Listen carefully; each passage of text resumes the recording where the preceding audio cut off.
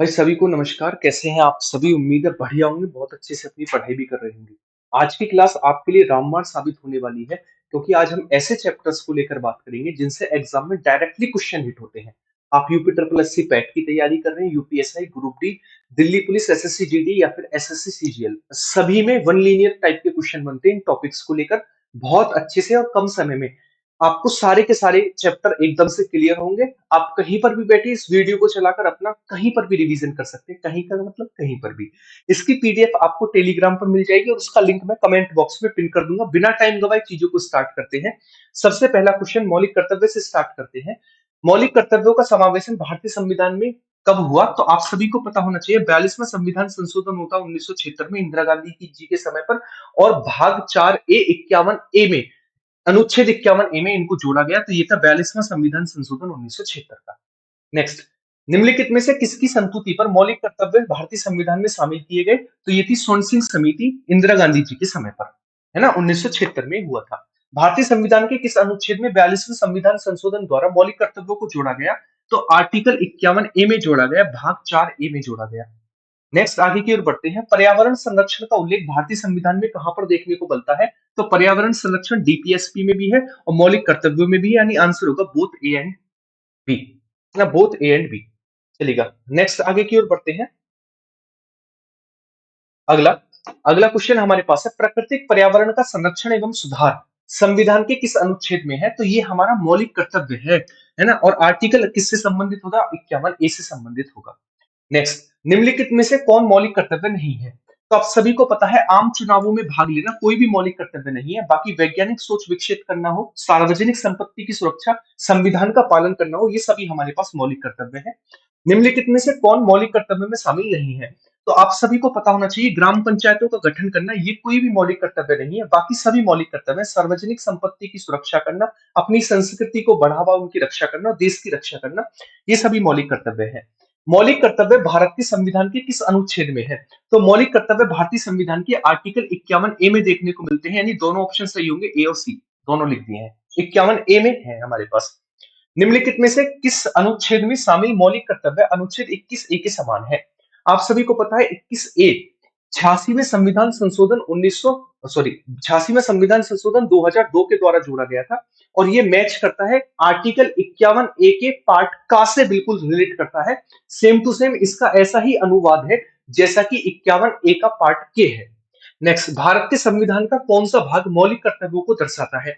तो 4 डीपीएसपी 4 ए जो है मौलिक कर्तव्यों के बारे में बताता है। भारतीय संविधान का भाग 4 ए डैश के बारे में बताता है। तो 4 ए मौलिक कर्तव्य और 4 डीपीएसपी के बारे में। किस संविधान संशोधन अधिनियम में भारतीय संविधान में मौलिक कर्तव्यों को शामिल किया गया था? 42वां संविधान संशोधन 1976 और सोन सिंह समिति, इंदिरा गांधी जी का समय। सरदार सोन सिंह समिति की अनुशंसा पर भारतीय संविधान में 42वें संविधान संशोधन के द्वारा क्या जोड़ा गया? तो मौलिक कर्तव्यों को इसमें ऐड किया गया था। 42वां संविधान संशोधन कब होता है? तो आप सभी को पता है 1976 में होता है 42वां। 44वां 1978 में हुआ मोरारजी देसाई के समय पर। ये भी आप याद रखेंगे। 1976 में 42वें संविधान संशोधन द्वारा, जैसा कि डैश द्वारा पेश किया गया था, उसको नागरिकों के लिए भारतीय संविधान में जोड़ दिया गया। तो ये अनुशंसा किसने दी थी? सोन सिंह समिति ने, सोन सिंह समिति ने अनुशंसा दी थी। भारत के किस प्रधानमंत्री के समय पर मौलिक कर्तव्यों को जोड़ा गया था 42वें संविधान संशोधन के द्वारा? तो ये जो हमारे पास थे इनका नाम था इंदिरा गांधी, है ना, इंदिरा गांधी। और मोरारजी देसाई कब थे? जब 44वां संविधान संशोधन हुआ था। 42वां संविधान अधिनियम किसके नेतृत्व में हुआ था? तो आप सभी को पता है इंदिरा गांधी जी के समय पर हुआ था, 44वां मोरारजी देसाई के समय पर। भारतीय संविधान में 11वां मौलिक कर्तव्य किस वर्ष जोड़ा गया? आपको बताना है 11वां मौलिक कर्तव्य। 11वां मौलिक कर्तव्य जो है वो किस वर्ष जोड़ा गया था? तो 11वें मौलिक कर्तव्य को लेकर मैं बात करूं, ये था 86वां संविधान संशोधन, जो कि 2002 में हुआ। और इसमें कहा गया 6 से 14 साल के बच्चों के लिए मुफ्त और अनिवार्य शिक्षा का प्रावधान होगा। भारतीय संविधान के निम्नलिखित में से किस संशोधन के द्वारा 51 ए के तहत एक नया मौलिक कर्तव्य जोड़ा गया? तो मैंने आपको कहा था 86वां संविधान संशोधन 1900 संविधान संशोधन 2002। भारतीय संविधान के भाग 4 ए में कितने मौलिक कर्तव्यों का वर्णन है आपको बताना है। तो आप सभी को पता होना चाहिए भाग 4 ए में 51 मौलिक कर्तव्यों को जोड़ा गया है। 51। भारत के संविधान में मौलिक कर्तव्यों की अवधारणा किस देश से ली गई है? यूएसएसआर, सोवियत संघ से ली गई है मौलिक कर्तव्यों की संकल्पना। मौलिक कर्तव्य किसके लिए होते हैं? तो नागरिक यानी सिटीजन्स के लिए होते हैं, उनको दिशा निर्देश देते हैं। मौलिक कर्तव्यों का डैश सामाजिक आर्थिक महत्व है, तो नैतिक यानी मोरल होते हैं, जैसे संविधान की रक्षा करो, पर्यावरण की रक्षा करो, सार्वजनिक संपत्ति की रक्षा करो, ये नैतिक है, मोरल है ना। नेक्स्ट, निम्नलिखित में से किस मौलिक कर्तव्य प्रावधान में यह निर्धारित किया गया है कि सभी भारतीय नागरिकों को भारतीय ध्वज और भारतीय राष्ट्रीय गान के प्रति सम्मान रखना होगा? तो मैंने आपको बताया ये किसके अंतर्गत रखा गया है, तो आप बहुत अच्छे से इस चीज को पहचान पाओगे ये किसके अंतर्गत रखा गया है। ये रखा गया आर्टिकल 51 ए के अंतर्गत इसे रखा गया है। 51 ए आप सभी को पता मौलिक कर्तव्य है। भारत के संविधान के अनुच्छेद 51 ए के अनुसार प्रत्येक भारतीय नागरिक का यह कर्तव्य होगा कि वह देश का पालन करे और उसके आदर्शों और संस्थाओं का सम्मान करे, यानी संविधान का पालन करे। किसका? संविधान का पालन करे। नेक्स्ट, कोई भी व्यक्ति देश अधिनियम के तहत राष्ट्रीय ध्वज, भारतीय संविधान और राष्ट्रीय गान का अनादर नहीं कर सकता, है ना। तो ये कौन सा हमारे पास? फैक्टोरिंग रेगुलेटिंग एक्ट के तहत। ठीक है, नेक्स्ट अगला क्वेश्चन लेते हैं। अगला क्वेश्चन अगला क्वेश्चन है हमारे पास, भारत की देश एकता और अखंडता को बनाए रखना और उसकी रक्षा करना प्रत्येक नागरिक का कर्तव्य है। भारत की संप्रभुता, एकता और अखंडता, संप्रभुता, एकता, अखंडता की रक्षा करना भारत मौलिक कर्तव्य की सूची में उपधारा सी किसी भारतीय नागरिक के लिए भारत की संप्रभुता, एकता और देश को बनाए रखना, संप्रभुता, एकता और अखंडता, है ना। अभी अभी जस्ट मैंने आपको बताया। भारतीय संविधान में दिए गए मौलिक कर्तव्यों के अनुसार भारत की संप्रभुता, देश को मानना और उसकी रक्षा करना भारत के प्रत्येक नागरिक का कर्तव्य है। तो संप्रभुता, एकता और अखंडता, दो शब्द आने, एकता और अखंडता, ये रहा ऑप्शन नंबर सी, एकता और अखंडता। अगला क्वेश्चन है, सार्वजनिक संपत्ति की रक्षा करना और हिंसा को त्यागना भारतीय संविधान में एक है। तो ये क्या है? एक हमारा मौलिक कर्तव्य है कि हमें ऐसा करना चाहिए, ये मोरल है हमारा, है ना, मोरल है हमारा। माता पिता या अभिभावक का मौलिक कर्तव्य है कि वह अपने 6 से 14 साल के बच्चों के लिए मुफ्त और अनिवार्य शिक्षा दिलवाएं। तो ये कौन सा? 6 से 14 साल के बच्चों के लिए 86वां संविधान संशोधन 2002। मार्च 2022 तक उपलब्ध जानकारी के अनुसार भारतीय संविधान में नागरिकों के लिए कितने मौलिक कर्तव्य हैं? तो ये हमारे पास 11 मौलिक कर्तव्य वर्तमान में देखने को मिलते हैं। नेक्स्ट, निम्नलिखित में से किसका उल्लेख भारतीय संविधान के मौलिक कर्तव्यों के रूप में नहीं किया गया है? बड़ों का सम्मान करना, सार्वजनिक संपत्ति की रक्षा करना, देश की रक्षा करना, सद्भाव को बढ़ावा देना। बिल्कुल ठीक बात है, लेकिन बड़ों का सम्मान करना ऐसा 11 मौलिक कर्तव्यों में से कहीं पर भी नहीं लिखा है। नेक्स्ट, निम्नलिखित में से कौन सा मौलिक कर्तव्य नहीं है इनमें से? तो आप कहेंगे प्राकृतिक पर्यावरण की रक्षा करना, ये है। चुनावों के दौरान मतदान करना, भारत की एकता अखंडता बनाए रखना, संविधान का पालन करना, चुनावों में भाग लेना, ये हमारे पास कोई भी मौलिक कर्तव्य नहीं है 11 में से। नेक्स्ट, निम्नलिखित में से कौन सा मौलिक कर्तव्यों के अंतर्गत नहीं आता है? सार्वजनिक संपत्ति की सुरक्षा करना आता है, पर्यावरण की रक्षा करना आता है, सद्भाव को बढ़ावा देना बिल्कुल आता है, अब अभिव्यक्ति की स्वतंत्रता की रक्षा, ये तो भैया हमारे पास मौलिक अधिकार है, ना कि मौलिक कर्तव्य। नेक्स्ट, निम्नलिखित में से कौन सा एक मौलिक कर्तव्य नहीं है इनमें से? संविधान का राष्ट्रीय ध्वज का सम्मान करना मौलिक कर्तव्य है, भाईचारे को बढ़ावा देना मौलिक कर्तव्य है, संप्रभुता की रक्षा करना मौलिक कर्तव्य है, सैन्य और शैक्षणिक उपाधियों को छोड़कर सभी उपाधियों का उन्मूलन करना ये गलत है। ये हमारे पास मौलिक अधिकार है, ना कि मौलिक कर्तव्य। आर्टिकल 18, देश की अध्यक्षता में गठित संविधान समीक्षा आयोग ने मौलिक कर्तव्यों के सफल कार्यान्वयन के लिए सरकार द्वारा की जाने वाली कुछ पहलों की सिफारिश की। किसके द्वारा की गई कुछ पहलों की सिफारिश? इनका नाम था एम वेंकट चलैया के द्वारा ही सिफारिश की गई थी। अगला क्वेश्चन है, रिक्त स्थान की पूर्ति करनी है, अधिकार कर्तव्यों का क्या है? विरोध करता है, बाधा डालता है, निर्देश देता है ना, या अंतर्निहित है? तो ये क्या देता है हमारे पास? क्या निर्देश देता है ना, क्या निर्देश देता है? बिल्कुल सही बात है। ये निहित है। आप कहेंगे अधिकार कर्तव्यों में निहित है, अधिकार कर्तव्यों में घुसा हुआ है, अंदर है।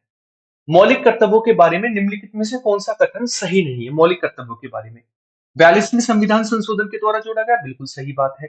अमेरिका के संविधान नहीं, रूस के संविधान यूएसएसआर से लिया गया, आंसर ऑप्शन नंबर ए हो जाएगा। अब भारतीय संविधान के अनुच्छेदों के बारे में पढ़ते हैं धकाधक तरीके से। ठीक है, चलिएगा अगला क्वेश्चन लेते हैं। भारत के संविधान में मौलिक अधिकार की गारंटी किस भाग में दी गई है, मौलिक अधिकार। तो मौलिक अधिकार किसमें है? तो मौलिक अधिकार पार्ट 3 में हमें मौलिक अधिकारों के बारे में देखने को मिलता है।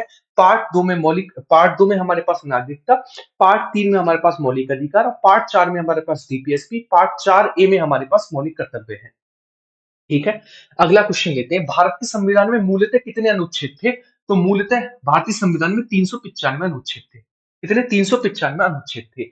वर्तमान में भारतीय संविधान में कितने अनुच्छेद और कितनी अनुसूचियां हैं? तो मैं आपको बता देता हूं, भारतीय संविधान में हमारे पास 12 अनुसूचियां हैं। आपके लिए होमवर्क का क्वेश्चन है, आपको बताना है कितने अनुच्छेद और कितनी अनुसूचियां भारतीय संविधान में वर्तमान में, आंसर कमेंट बॉक्स में। संविधान के अनुच्छेद ए में भारत को क्या कहा गया? भारत को कहा गया है, भारत अर्थात इंडिया राज्यों का संघ होगा। दूसरा कहता है हमारे पास कि जो हमारे पास क्या है, हम जो है क्या कर सकते हैं, हम राज्य क्षेत्र वगैरह में परिवर्तन कर सकते हैं, ऐसा कहता है। तो ये इसमें क्या कहा गया है, भारत जो है वो राज्यों का संघ है, भारत अर्थात इंडिया राज्यों का संघ है। भारतीय संविधान के कौन से अनुच्छेद में भारत को राज्यों का संघ बताया गया है? आर्टिकल 1 में राज्यों का संघ बताया गया है। निम्नलिखित में से किस अनुच्छेद में इंडिया को भारत भी कहा गया है? भारत अर्थात इंडिया राज्यों का संघ है, आर्टिकल 1 में कहा गया है। भारत के संविधान का कौन सा अनुच्छेद भारतीय संसद को भारत में एक नए राज्य के गठन के लिए अनुमति देता है? आप बताएंगे कौन सा आर्टिकल है जो ऐसा करता है? कौन सा आर्टिकल है जो ऐसा करता है, आपको बताना है। तो आर्टिकल हमारे पास कौन सा है? आर्टिकल 3 है ना? आर्टिकल 3 है जो ऐसा बताता है हमारे पास। आर्टिकल 2 कहता है कोई भी बाहर से राज्य को अधिग्रहण करना है, तो आर्टिकल 2 के तहत। और आर्टिकल 3 कहता है कि भारतीय राज्यों की सीमा, नाम आदि में परिवर्तन करना। ठीक है। नेक्स्ट अगला क्वेश्चन, भारतीय संविधान के किस अनुच्छेद के अंतर्गत संसद नए राज्य को भारतीय संघ में सम्मिलित कर सकती है? आर्टिकल 2 के तहत। आर्टिकल 2 के तहत सम्मिलित कर सकती है। भारतीय संविधान का कौन सा अनुच्छेद संसद को नागरिकता के अधिकार को नियमित यानी रेगुलेटिंग करने की शक्ति प्रदान करता है? कौन सा आर्टिकल है? आर्टिकल 11 हमें ऐसा प्रदान करता है, रेगुलेट करने की शक्ति देता है संविधान संसद को। किस अनुच्छेद में यह व्यवस्था की गई है कि कोई भी कानून मौलिक अधिकारों का उल्लंघन कर पारित किया गया है तो उसे अमान्य घोषित कर दिया जाएगा? क्या कर दिया जाएगा? तो उसे अमान्य घोषित कर दिया जाएगा, ऐसा कहता है आर्टिकल हमारे पास 12, 14, 13 या फिर 18। तो ऐसा कहता है आर्टिकल 13 कि कोई भी हमारे पास कैसा है, कोई भी मौलिक अधिकारों का उल्लंघन करता है तो उसे क्या कर दिया जाएगा? अमान्य कर दिया जाएगा। नेक्स्ट, भारतीय संविधान का निम्नलिखित में से कौन सा अनुच्छेद विधि के समक्ष समानता को बताता है? तो विधि के समक्ष समानता जो है आर्टिकल 14 में निहित है, और आर्टिकल 15 अस्पृश्यता के अंत के बारे में बताता है। भारत के संविधान के किस अनुच्छेद में उल्लेखित है कि किसी भी नागरिक के साथ उसके धर्म, वंश, जाति, लिंग या जन्म स्थान के आधार पर कोई भी भेदभाव नहीं किया जाएगा? ये कहता है आर्टिकल 15। कौन सा कहता है? आर्टिकल 15 कहता है संविधान के किस अनुच्छेद के अंतर्गत शिक्षण संस्थानों में, जिसमें गैर सरकारी व गैर अनुदान प्राप्त भी सम्मिलित हैं, अन्य पिछड़ा अन्य पिछड़ों, अनुसूचित जाति, अनुसूचित जनजाति हेतु आरक्षण की सुविधा प्रदान की गई है? तो ये कौन सा है हमारे पास? ये है आर्टिकल 15 का पार्ट 5। आर्टिकल 15 का पार्ट 5 ऐसा कहता है। नेक्स्ट आगे की ओर बढ़ते हैं। भारत के उच्चतम न्यायालय द्वारा स्थापित कैचअप नियम, कैचअप नियम संविधान के निम्नलिखित में से किस अनुच्छेद में संबंधित है? कैचअप नियम किससे संबंधित है? तो ये संबंधित 14 आर्टिकल, 16 का पार्ट 4, 16 का 15 का 4 या फिर 16 का 4 ए। तो किससे संबंधित है? 16 के 4 ए से संबंधित है हमारे पास कैचअप नियम। पदोन्नति में आरक्षण, भारतीय संविधान के किस अनुच्छेद में राज्यों के अधीन सेवाओं में अनुसूचित जाति और अनुसूचित जनजाति के पक्ष में पदोन्नति में आरक्षण? आर्टिकल 16(4)(ए) में निहित है।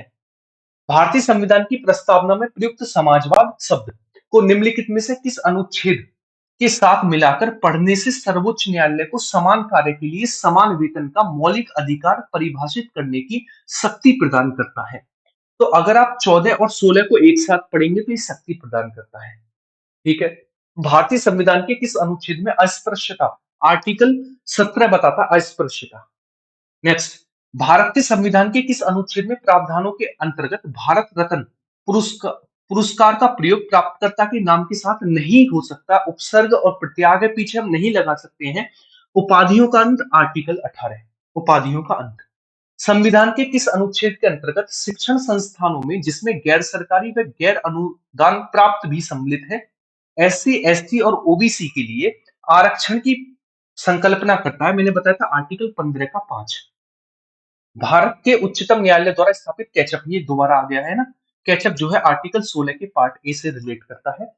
मैंने आपको बताया था पदोन्नति में हमारे पास आया ना, पदोन्नति वाला, पदोन्नति में भी सेम आता आर्टिकल 16 का 4 ए, है ना। रिपीट हो गए 4-5 क्वेश्चन भारतीय संविधान में, ये भी रिपीट है ना। किसके साथ पढ़ने से?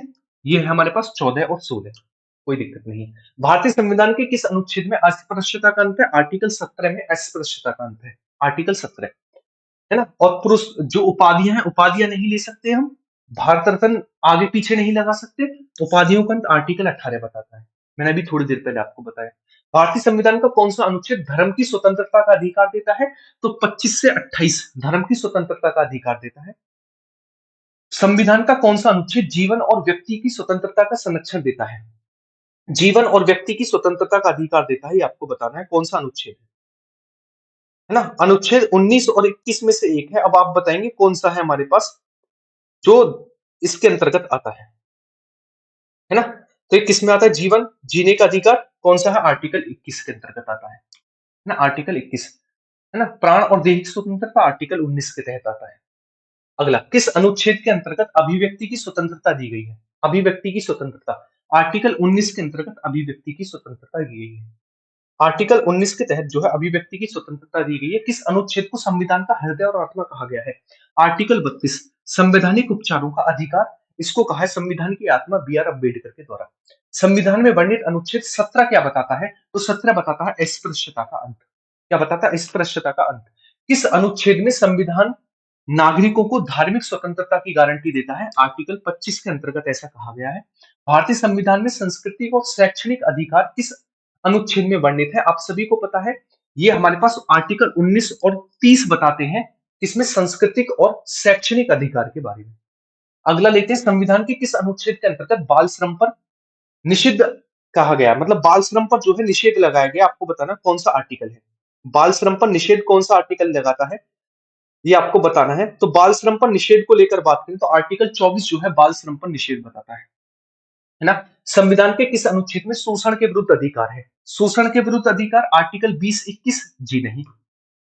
आर्टिकल 23-24, हाँ। शोषण के विरुद्ध अधिकार आर्टिकल 23-24 के बारे में है। भारतीय संविधान का कौन सा अनुच्छेद अंतरराष्ट्रीय शांति और सुरक्षा को बढ़ावा और राज्य के नीति निर्देशक सिद्धांत का व्यक्त करता है? अंतरराष्ट्रीय शांति और सुरक्षा के बारे में कौन सा बताता है? तो अंतरराष्ट्रीय शांति एवं सुरक्षा के बारे में आर्टिकल 51 बताता है, आर्टिकल 51 बताता है। भारतीय संविधान का कौन सा अनुच्छेद भारत की विदेश नीति से संबंधित है? भारत की विदेश नीति से। तो भारत की विदेश नीति से कौन सा संबंधित है? तो आप सभी को मैंने अभी आपको बताया अंतरराष्ट्रीय शांति एवं सुरक्षा यानी विदेश नीति। नेक्स्ट, भारतीय संविधान के किस अनुच्छेद में मौलिक कर्तव्यों के बारे में उल्लेख किया गया है? मौलिक कर्तव्यों के बारे में, तो मौलिक कर्तव्य आर्टिकल 51 ए में उल्लेखित है। नेक्स्ट, भारतीय संविधान के किस अनुच्छेद में भारतीय नागरिकों के मूल कर्तव्य शामिल हैं? तो आपको बताया 51 ए में मूल कर्तव्य है, मौलिक कर्तव्य। भारत के प्रत्येक नागरिक का कर्तव्य होगा कि प्राकृतिक पर्यावरण का संरक्षण एवं सुधार, यह कथन भारतीय संविधान के किस अनुच्छेद में है? तो ये हमारा मौलिक कर्तव्य है, तो मौलिक कर्तव्य तो आर्टिकल 51 ए में होगा। नेक्स्ट, भारतीय संविधान के किस अनुच्छेद के अनुसार मंत्रिपरिषद सामूहिक रूप से लोकसभा के प्रति उत्तरदायी होती है? आर्टिकल 75 ऐसा कहता है। आर्टिकल 75। मनी बिल, है ना, धन विधेयक, धन विधेयक आर्टिकल 110 में आता है। ठीक है, नेक्स्ट आगे की ओर बढ़ते हैं। वित्त विधेयक किस में आता है? वित्त विधेयक आर्टिकल 117 में आता है वित्त विधेयक। अगला लेते हैं, बजट किस में आता है? बजट यानी राष्ट्रीय वित्तीय विवरण आर्टिकल 112 के अंतर्गत आता है, 112 के अंतर्गत आता है। संविधान के किस अनुच्छेद के अंतर्गत न्यायालय द्वारा संसद की कार्यवाहियों की जांच करना प्रतिबंधित किया गया है? कौन सा ऐसा हमारे पास अनुच्छेद है जिसमें प्रतिबंधित किया गया है? तो आर्टिकल हमारे पास कौन सा है प्रतिबंधित किया गया है, ये आपको बताना है ना। तो ये आर्टिकल 122, 122 के अंतर्गत प्रतिबंधित किया गया। भारतीय दंड संहिता के अनुच्छेद 124 ए के अंतर्गत क्या आता है? इसमें आता राजद्रोह। क्या था? राजद्रोह। भारतीय दंड संहिता के अनुच्छेद 124 ए में है राजद्रोह, राजद्रोह का वर्ड का यूज किया गया है। नेक्स्ट बढ़ते हैं, रिवर्स के बारे में पढ़ते हैं, अगले टॉपिक को लेकर बात करते हैं। अगला हमारा टॉपिक है रिवर्स। चलिएगा, सबसे पहला क्वेश्चन लेते हैं रिवर्स में। सबसे पहला क्वेश्चन, मध्य भारत से निकलकर यमुना या फिर गंगा में मिलने वाली नदी कौन सी है? देखिएगा, ये एक अमरकंटक चोटी, यहाँ से नर्मदा निकलती है और इस तरफ जाती है हमारे पास सोन नदी, जाकर पटना में किससे मिल जाती है? गंगा से। कोशी को कहा जाता है बिहार का शोक, है ना? कोशी को कहा जाता है बिहार का शोक। मध्य भारत से निकलती है। देखिएगा, घाघरा तो हमारे पास मापचाचुंग ग्लेशियर से निकलती है, हिमालय वाले पार्ट से। वेतवा नदी, गोमती नदी निकलती है फुलहर झील से और जाकर गंगा में मिलती है गाजीपुर में। लेकिन वेतवा नदी जो है ना, ये निकलती है कहां से? विंध्य पर्वत से और जाकर हमीरपुर में जाकर यमुना से मिलती है। इसमें हमीरपुर में यमुना से मिलती है। निम्नलिखित में से वह कौन सी नदी जिसका उद्गम भारतीय क्षेत्र नहीं है? चिनाब जो है बारालाचाला पास, हिमाचल प्रदेश। रावी नदी रोहतांग पास, हिमाचल प्रदेश। महानदी सिहावा पहाड़ी, छत्तीसगढ़। ब्रह्मपुत्र नदी तिब्बत में निकलती है और तिब्बत में कहां से निकलती है? मानसरोवर लेक से निकलती है। अलकनंदा और भागीरथी नदी के संगम को क्या कहा जाता है? तो इसको कहते हैं देवप्रयाग, और यहीं से गंगा का निर्माण होता है। रुद्रप्रयाग अलकनंदा और मंदाकिनी नदी का संगम है। अगला लेते हैं, तिब्बत में शांगपो कहलाने वाली नदी कौन सी है? तिब्बत में शांगपो ब्रह्मपुत्र को कहा जाता है। अरुणाचल प्रदेश में दिहांग कहा जाता है। असम में ब्रह्मपुत्र कहा जाता है और बांग्लादेश में इसी को जमुना कहा जाता है। इस नदी का नाम है ब्रह्मपुत्र रिवर। नेक्स्ट क्वेश्चन है, चंबल किन राज्यों से होकर बहती है? चंबल का ओरिजिन इंदौर की जानापाव पहाड़ी से होता है। ये मध्य प्रदेश, राजस्थान और यूपी में बहती है। यूपी के इटावा में जाकर गंगा यमुना में मिल जाती है। इसी पर चूलिया जलप्रपात भी देखने को मिलता है, जो कि राजस्थान में है। तो ये कहां से होकर बहती है? ये बहती है उत्तर प्रदेश, मध्य प्रदेश और राजस्थान से होकर बहती है। नेक्स्ट क्वेश्चन लेते हैं, पश्चिम दिशा में अरब सागर की ओर न बहने वाली नदी कौन सी है? यानी बंगाल की खाड़ी में कौन सी बहती है? देखो, नर्मदा अरब सागर में जल गिराती है, तापी अरब सागर में जल गिराती है, पेरियार अरब सागर में जल गिराती है। कावेरी नदी कर्नाटक के ब्रह्मगिरी की पहाड़ियों से निकलती है, उसके बाद तमिलनाडु में जाती है और जाकर बंगाल की खाड़ी में जल गिराती है। इसी को वर्षवाहिनी नदी कहा जाता है, दक्षिण भारत की एकमात्र। अगला क्वेश्चन लेते हैं, अरुणाचल प्रदेश में प्रवेश करने पर ब्रह्मपुत्र नदी को किस नाम से जाना जाता है? तो अरुणाचल प्रदेश में दिहांग कहा जाता है। अरुणाचल असम में, सॉरी। सिंधु नदी का उद्गम कहां से होता है? तो सिंधु नदी निकलती है हमारे पास कैलाश पर्वत से, कैलाश माउंटेन के पास से। निम्नलिखित में से कौन सी नदी गंगा की सहायक नदी नहीं है? इंद्रावती जो है गोदावरी की सहायक नदी है, ना कि गंगा की सहायक नदी है। बिहार के शोक के रूप में किसे जाना जाता है? तो बिहार का शोक कहा जाता है कोशी नदी को, जो कि गंगा की एक ट्रिब्यूटरी है। इसी को बिहार का शोक कहा जाता है। गंगा और ब्रह्मपुत्र की संयुक्त धारा को क्या कहा जाता है? इसको कहा जाता है मेघना, और मेघना ही बंगाल की खाड़ी में डेल्टा बनाते हुए जल गिराती, जिसे कहते हैं गंगा ब्रह्मपुत्र का डेल्टा, जो कि विश्व का सबसे बड़ा डेल्टा है। वे दो नदियां कौन सी हैं जो कि अमरकंटक के प्लेटो से निकलती हैं और विपरीत डायरेक्शन में बहती हैं? इस तरीके से निकलती है, एक चली जाती है गंगा में और एक अरब सागर में जल गिराती है। एक है नर्मदा, दूसरी का नाम है सोन रिवर, है ना? सोन नदी है। नर्मदा और सोन जो है अमरकंटक के प्लेटो से निकलती है। काली और तीस्ता नदियों के बीच में कौन सा हिमालय है? तो देखिएगा, सिंधु और सतलज के बीच में पंजाब, या फिर पंजाब पास कौन सा है? कुमायूं हिमालय। काली और तीस्ता के बीच में नेपाल हिमालय। तीस्ता और ब्रह्मपुत्र के बीच में कौन सा? असम हिमालय है। काली और तीस्ता के बीच में कौन सा? काली और तीस्ता के बीच में है नेपाल हिमालय।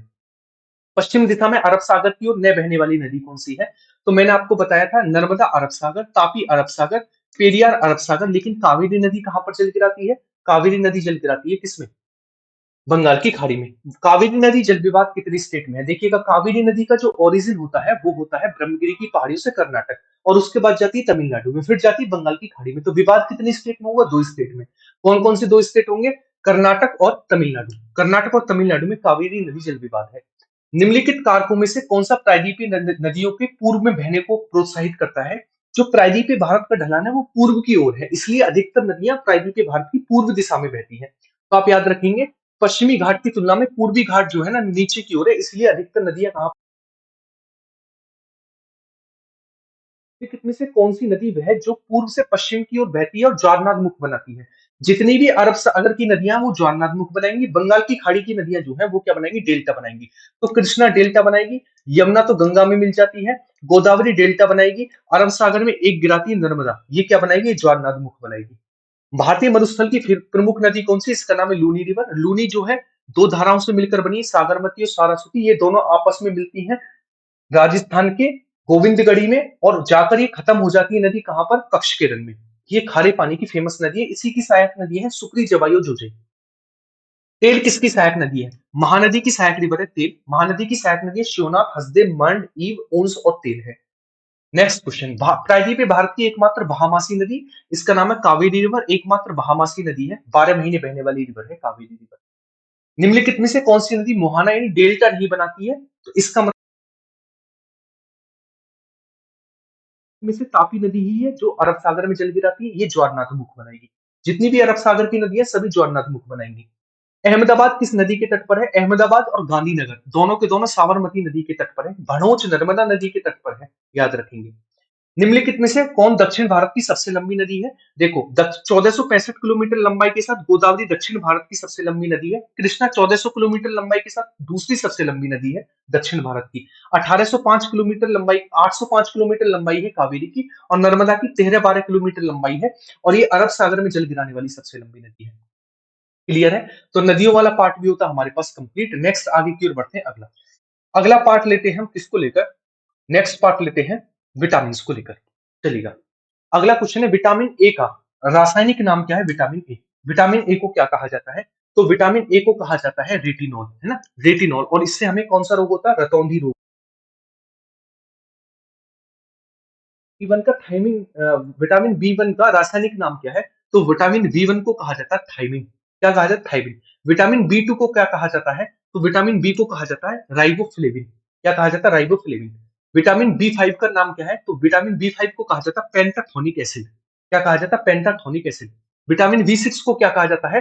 तो विटामिन बी सिक्स को कहा जाता है पायरोडॉक्सिन। क्या कहा जाता है? पायरोडॉक्सिन। विटामिन बी सेवन को क्या कहा जाता है? तो विटामिन बी सेवन को कहा जाता है बायोटिन। क्या कहा जाता है? बायोटिन। विटामिन बी नाइन को क्या कहा जाता है? Folic acid. क्या कहा जाता है? फॉलिक एसिड कहा जाता है। विटामिन बी ट्वेल्व को क्या कहा जाता है? साइनोकोबालमाइन। है ना, और ये हमारे अंदर लोहे की कमी को पूरा करता है, इसकी कमी से एनीमिया रोग होता है। विटामिन सी की कमी से कौन सा रोग होता है? स्कर्बिक एस्कॉर्बिक एसिड इसे कहा जाता है, स्कर्बी रोग इससे होता है, याद रखेंगे। नेक्स्ट विटामिन ई, जिसे ब्यूटी विटामिन भी कहा जाता है, इसका रासायनिक नाम क्या है?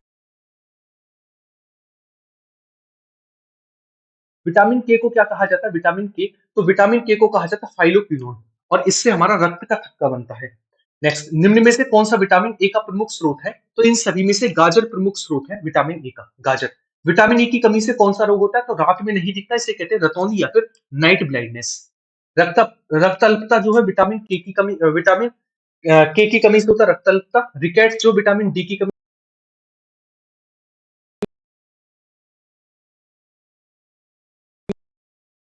कमी से कौन सा रोग होता है? तो विटामिन सी की कमी से होता है हमारे पास, विटामिन सी का प्रमुख स्रोत है, याद रखोगे। चलिएगा, नेक्स्ट आगे की ओर बढ़ते हैं। विटामिन ए की कमी से कौन सा रोग होता है? विटामिन ए, तो विटामिन ए की कमी से होता है नाइट ब्लाइंडनेस। कौन सा होता है? नाइट ब्लाइंडनेस होता है। विटामिन डी का प्रमुख स्रोत कौन सा? विटामिन डी का, तो सूरज की रोशनी विटामिन डी का प्रमुख स्रोत है, सूरज की रोशनी। विटामिन के किसके निर्माण में सहायक है? तो विटामिन जो के है, ये तंत्रिका तंत्र, त्वचा, हड्डियां, रक्त जमाव को हमें करने में सहायता करता है विटामिन के। विटामिन ई का प्रमुख कार्य क्या है? विटामिन ई का, तो विटामिन ई जो है ना, रक्त संचार में सहायता करता है, प्रजनन स्वास्थ्य बनाता है, तंत्रिका तंत्र को मजबूत करता है, यानी ये सभी इसी के काम है विटामिन ई के। अगला क्वेश्चन है विटामिन बी ट्वेल्व की कमी से कौन सा रोग होता है? विटामिन बी ट्वेल्व, तो विटामिन बी ट्वेल्व की कमी से होता है हमारे पास एनीमिया, जिसे कहते हैं रक्त अल्पता। एनीमिया यानी रक्त अल्पता। विटामिन सी की कमी से कौन सा रोग होता है? तो विटामिन सी की कमी से होता है स्कर्वी रोग। विटामिन बी की कमी से बेरी बेरी। विटामिन डी की कमी से कौन सा रोग? हड्डियां कमजोर इसमें पड़ जाती है। नेक्स्ट, विटामिन ए किस प्रकार के विटामिन में आता है? विटामिन ए, तो एडीई के वसा में घुलनशील, और बी और सी जो है वो जल में घुलनशील विटामिन है। तो विटामिन ए किस में घुलनशील आएगा? वसा में घुलनशील, एडीई के। कोला कोबालमिन कौन सा विटामिन है? विटामिन बी ट्वेल्व को कोबालमिन कहा जाता है।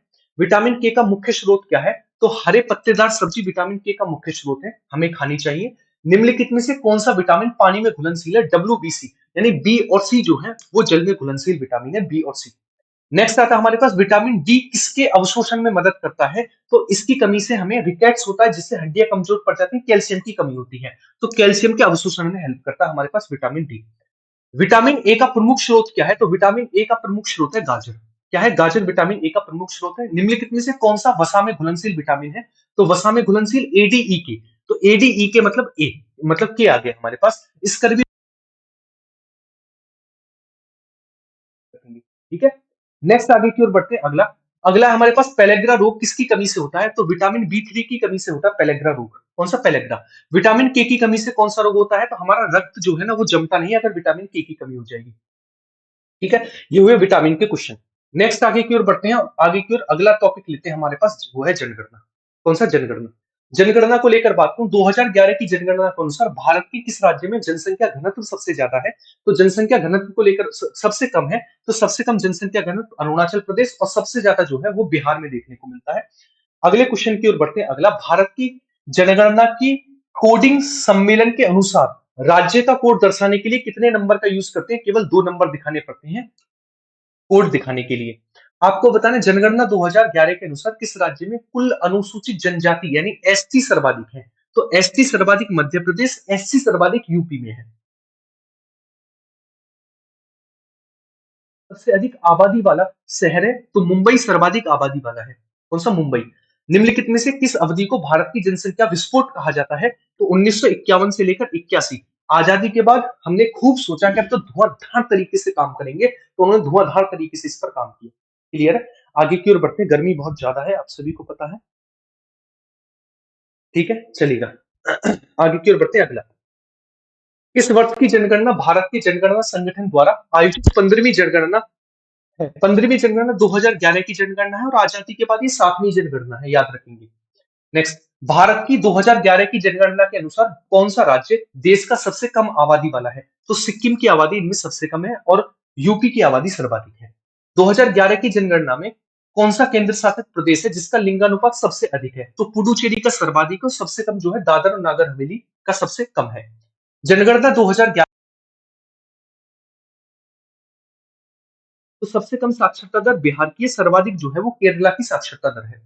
2011 की जनगणना के अनुसार दमन और दीव का लिंगानुपात कितना है? तो 618 है ना। 879 हरियाणा का सबसे कम है और केंद्र शासित प्रदेश में इसका सबसे कम है। राज्यों में सर्वाधिक जो है वो केरला का है, याद रखेंगे, 1087। जनगणना 2011 के अनुसार आपसे पूछा है कितने वर्ष के आयु के लोगों को अगर पढ़ना लिखना आता है तो उन्हें साक्षर कहा जाता है? तो 7 वर्ष आयु के या उससे अधिक आयु के ऐसे लोग जिन्हें पढ़ना लिखना आता है उन्हें साक्षर कहा जाता है। कामकाजी आयु वर्ग कौन सा रखा गया है जनगणना में? 15 से लेकर 59 वर्ष जो है वो कामकाजी रखा गया है।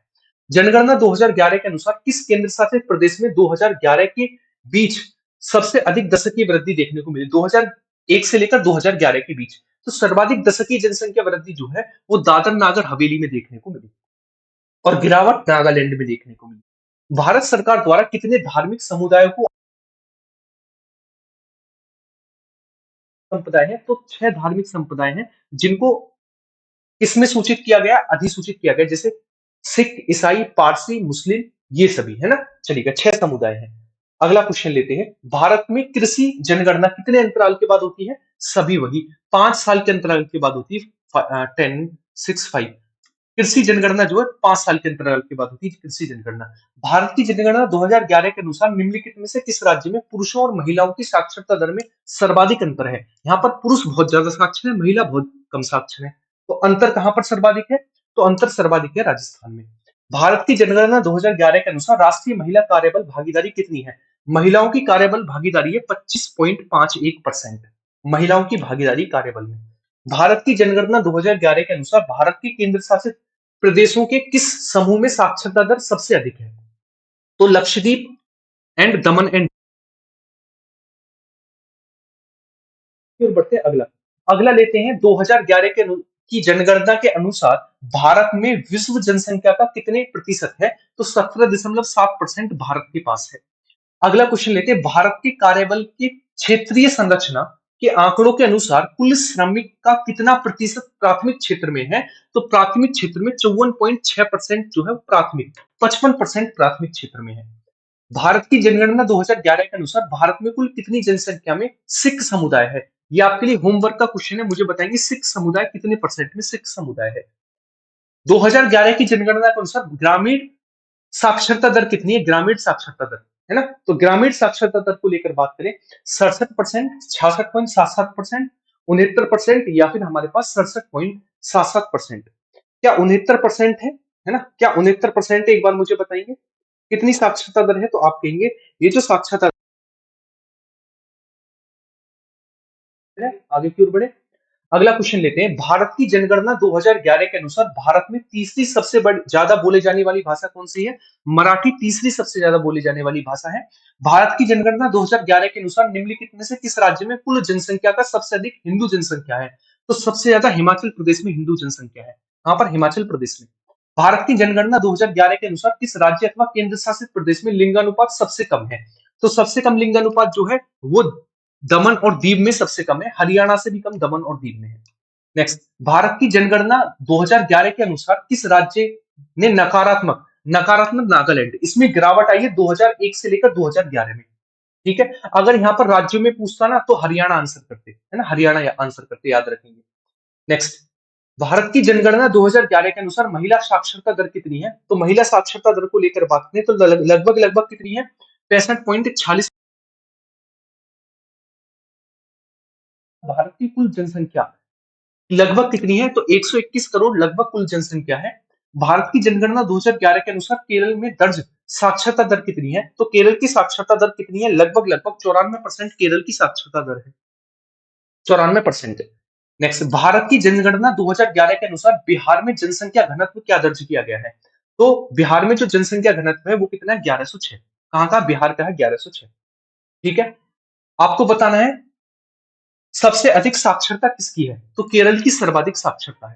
कहां की? केरल की सर्वाधिक साक्षरता है। 2011 की जनगणना के अनुसार भारत की साक्षरता कितनी है? तो भारत की साक्षरता को लेकर बात करें, यह है 74.04% जो है ये भारत की साक्षरता है। भारत की जनगणना 2011 के अनुसार भारत में किस जिले में साक्षरता दर सबसे कम है? सबसे कम साक्षरता दर है अलीराजपुर में। अगला क्वेश्चन लेते हैं। 1951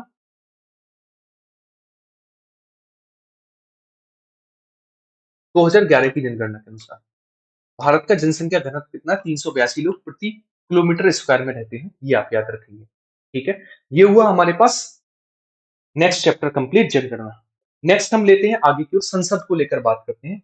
इसकी संसद को क्या कहा जाता है? चलिएगा, यहां पर आ जाइएगा, मैं यहीं पर समझा देता हूं। यहां पर आएंगे, संसद को लेकर आता है क्वेश्चन।